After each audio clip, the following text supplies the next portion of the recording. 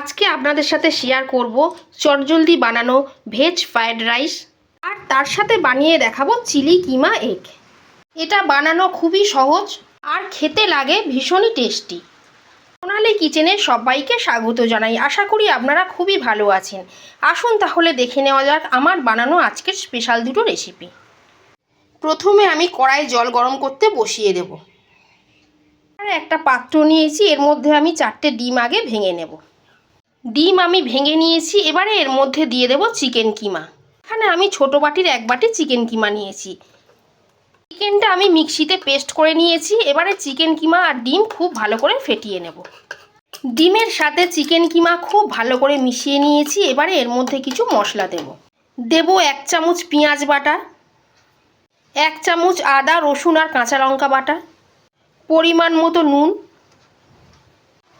1/2 চামচ গোলমরিচ গুঁড়ো, আর দেব 1/2 চামচ গরম মশলা গুঁড়ো। আরও সব কিছু খুব ভালো করে ফেটিয়ে নেব। সব কিছু খুব ভালো করে ফেটিয়ে নিয়েছি। এবার এটা একটা সাইডে রেখে দেব। আমি একটা অ্যালুমিনিয়াম বাটি নিয়েছি, তার মধ্যে দিয়ে দেব অল্প একটু সর্ষের তেল। সর্ষের তেলটা বাটির গায়ে খুব ভালো করে বুলিয়ে নেব। বাটির গায়ে সর্ষের তেল খুব ভালো করে বুলিয়ে নিয়েছি। এবারে ডিমের ব্যাটারটা এর মধ্যে দিয়ে দেব। জলও গরম হয়ে গেছে, জলের মধ্যে একটা স্ট্যান্ড বসিয়ে দেব। এবারে আমি বাটিটা এর মধ্যে বসিয়ে দেব। এবারে ঢাকা দিয়ে 15 মিনিট স্টিম করে নেব। 15 মিনিট পর ফিরে এলাম।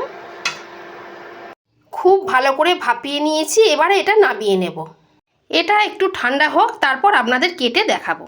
ডিম কিমা ভাপা খুব ভালো করে ঠান্ডা হয়ে গেছে। আমি একটা থালার মধ্যে খালি করে নিয়েছি। এবারে এটা আমি কেটে নেব।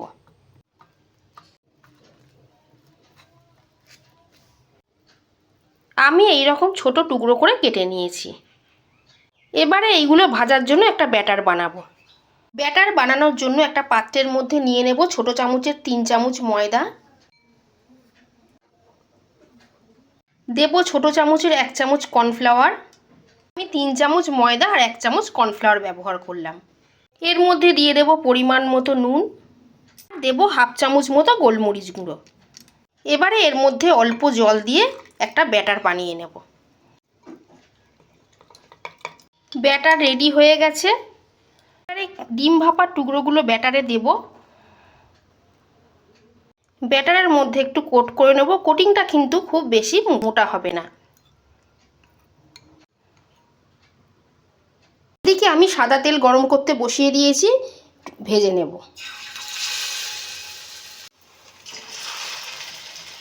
গ্যাসের ফ্লেম লোতে রেখে পকোড়াগুলো একটু লাল লাল করে ভেজে নেব।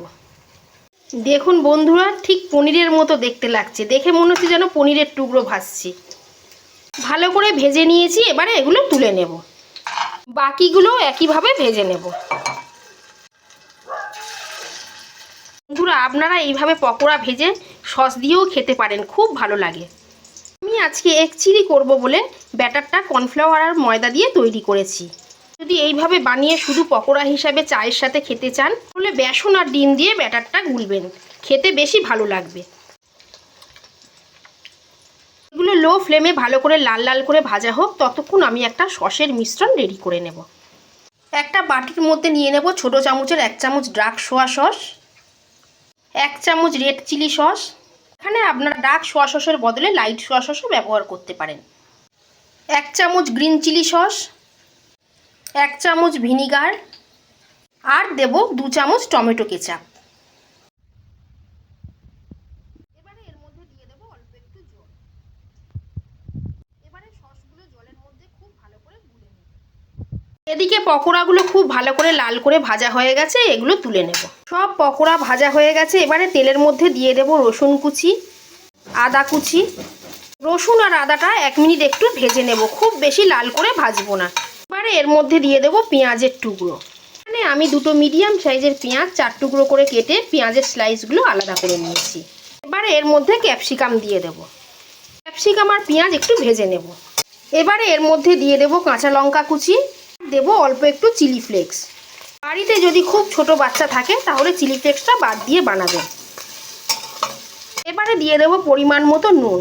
সসে নুন থাকে, এখানে নুনটা একটু বুঝে ব্যবহার করবেন। দিয়ে দেব 1/2 চামচ গোলমরিচ গুঁড়ো। এবারে এর মধ্যে তৈরি করে রাখা সসের মিশ্রণটা দিয়ে দেব। এর এরই সাথে এর মধ্যে দিয়ে দেবো 1/2 কাপ মতো জল। এবারে গ্রেভিটা একটু ফুটিয়ে নেব। গ্রেভি ফুটতে শুরু করেছে, এবারে ভেজে রাখা ডিমের পকোড়াগুলো এর মধ্যে দিয়ে দেব। পকোড়া দিয়ে দিয়েছি, আরও 2 থেকে 3 মিনিট গ্রেভিটার সাথে পকোড়াগুলো একটু ফুটিয়ে নেব। চিলি কিমা এগ একদম রেডি।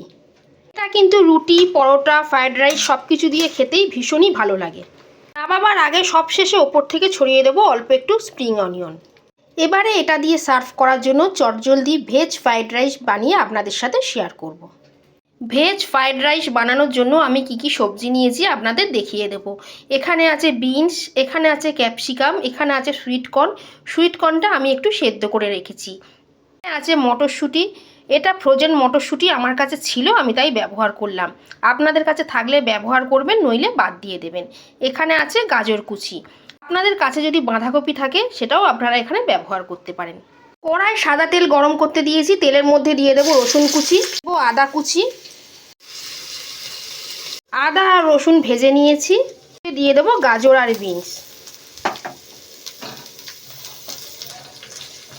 গাজর আর বিনসটা সেদ্ধ হতে একটু সময় লাগে, তাই এই দুটো সবজি আগে একটু ভেজে নেব। গাজর আর বিনস একটু ভেজে নিয়েছি, খুব বেশি কিন্তু ভাজবো না, এতে সবজির ক্রাঞ্চি ভাবটা নষ্ট হয়ে যাবে। এবারে এর মধ্যে দিয়ে দেবো মটরশুঁটি, সুইটকর্ন আর ক্যাপসিকাম। এবারে এর মধ্যে দিয়ে দেবো পরিমাণ মতো নুন, মরিচ গুঁড়ো, 1 চামচ সোয়া সস, 1 চামচ ভিনিগার, 1 চামচ রেড চিলি সস আর দেবো 1/2 চামচ চিনি। সব কিছু খুব ভালো করে ভেজে নিয়েছি, এবারে এর মধ্যে ভাত দিয়ে দেব।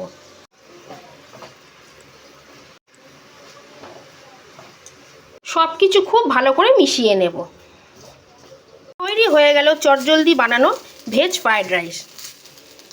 এবারে আমি গ্যাস বন্ধ করে দেব, ওপর দিয়ে ছড়িয়ে দেব অল্প একটু স্প্রিং অনিয়ন। এবারে আপনাদের সার্ভ করে দেখাবো। যারা ডিম খেতে পছন্দ করে না তাদের যদি এইভাবে বানিয়ে দেন তারাও কিন্তু খেয়ে নেবে। আজকের রেসিপি দুটো আপনাদের কেমন লাগলো কমেন্ট করে অবশ্যই জানাবেন। ভালো লেগে থাকলে প্লিজ লাইক করবেন, শেয়ার করবেন, সোনালী কিচেন চ্যানেলটা সাবস্ক্রাইব করে দেবেন। ফেসবুক থেকে দেখে থাকলে ফেসবুক পেজটা ফলো করে দেবেন। আজকের মতো এই পর্যন্তই। সবাই খুব ভালো থাকবেন, সুস্থ থাকবেন।